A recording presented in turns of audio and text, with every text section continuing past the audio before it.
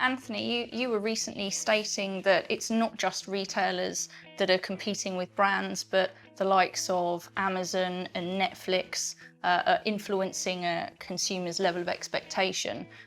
Tell us more about this wider circle of influence. Yeah, as Doug just mentioned, it's tricky times for retailers as it is, but then having to go away and compete with the likes of those brands that you've just mentioned makes it really interesting times and difficult times for a lot of retailers out there.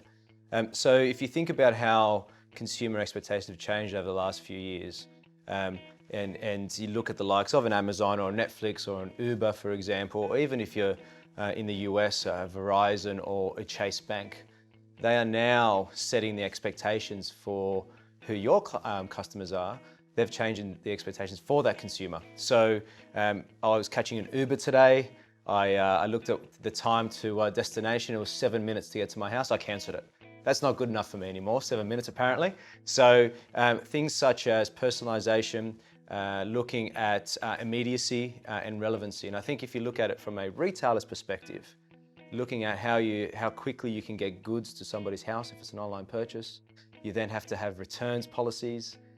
If you then think about how you interact with a Netflix or an Uber or an Amazon, that's the expectations now of a consumer. So a lot more complex. But a lot of retailers and many of those at this table are doing it right, but it is a challenge for a lot of retailers out there.